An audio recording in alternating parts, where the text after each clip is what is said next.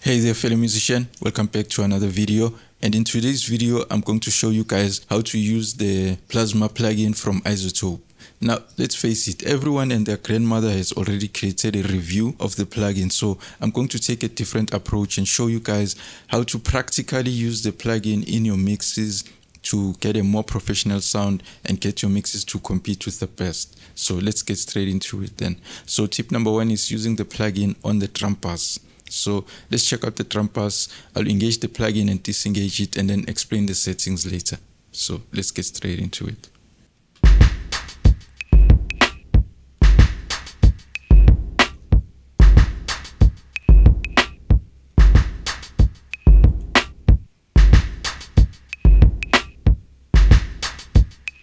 So as you can hear, the plugin is adding more impact and punch to the drums.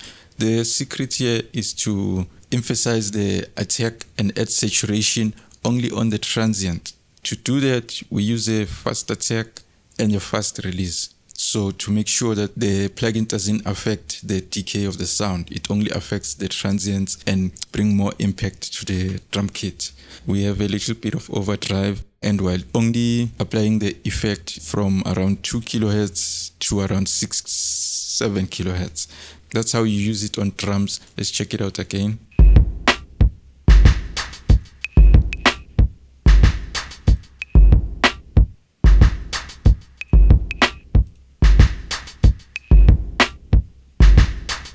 So as you can hear, it's bringing out the impact and punch of the drums.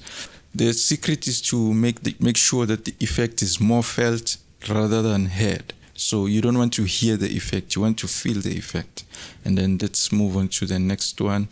And then for the next one, we're going to use bass. The way I applied this on the bass was to use a parallel track to make sure that the bass cut through the mix. I'm bringing up the higher frequencies of the bass. So let me show you. First plugin that I have on the parallel track is the SSL compressor, just to squash the signal to make sure that all the notes on the bass are all even. Like they have to be constant. You don't want to have any dynamics. Let's listen to the parallel track on its own.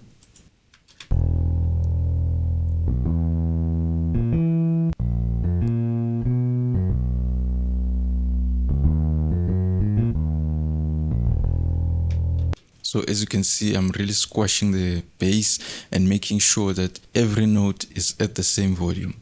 And then for the plasma effect, what I'm doing is affecting the higher frequencies to bring out that attack of the bass so that you can be able to hear it even when you're listening on small speakers, on AirPods or Bluetooth speakers. So let me disengage it and engage it so that you can hear the difference.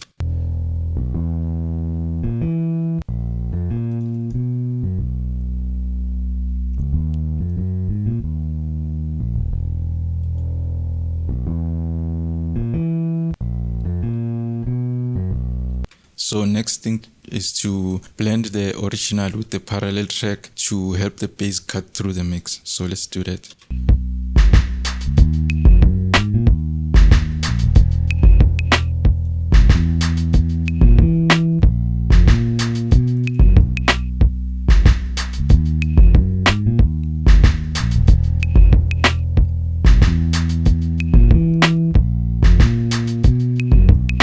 So as you can see, I'm exaggerating the effect so that you guys can be able to hear the difference so that it's obvious even when you're a beginner. So that's how you use the Plasma plugin on the bass to make sure that your bass cuts through the mix. And then let me decrease this a bit. Let's mute the bass. And then for the next tip, you can use this plugin to add more presence to your vocals. So let's pull up the vocals. Let's unmute them. Pull up the plugin. Let's listen to the vocals and then I'll talk about the settings afterwards. Freedom of mind, these are the things we should hope for. Love, happiness, freedom of mind, these are the things we should hope for. Love, happiness, freedom of mind, these are the things we should hope for.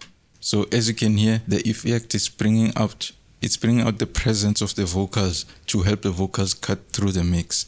This will add more impacts to your voice and then make sure that it sits well in the mix. So for the settings, we have a slow attack to allow the transients not to be affected. We're only affecting the decay, and then a semi-medium release, and then we also have some overdrive. And as you can see, we're only affecting the areas around 1K to around 4 kilohertz. This is where you find the presence of the vocal. So we're only affecting that and bringing that up. So let's check it out again. Happiness, freedom of mind. These are the things we should hope for. So as you can hear, the effect is really obvious. You can be able to tell the difference, but it's more felt rather than heard. You don't want to hear the effect, you want to feel it. And then for the next tip, we're going to widen the acoustic guitar. So let me unmute the guitar, bring out the plugin. Let's listen to the effect first, and then I'll talk about the settings later.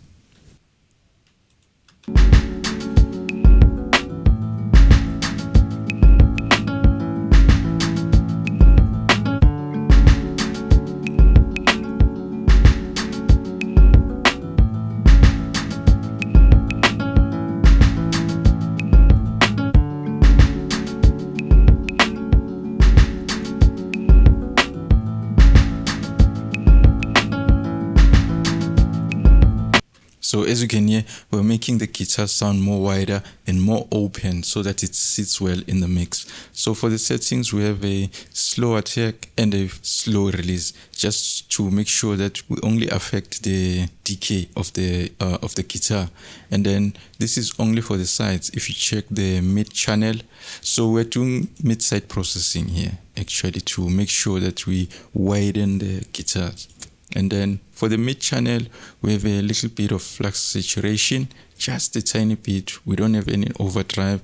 And then for the sides, that's where we are applying more of the effect. So as you can see, we have a really high setting on the flux saturation, and then we also have a lot of drive to make sure that we widen the guitar. So check it out.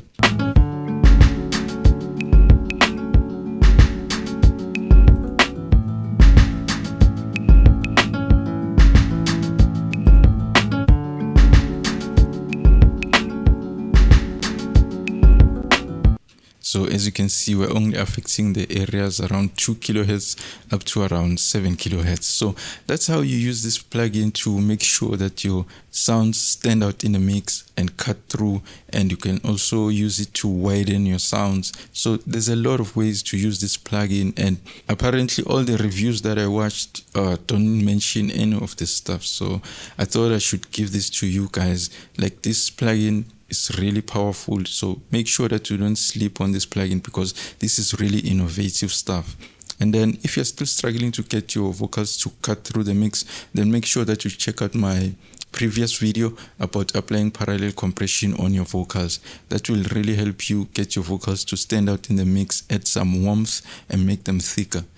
That's it for today. Take good care of yourself. Cheers.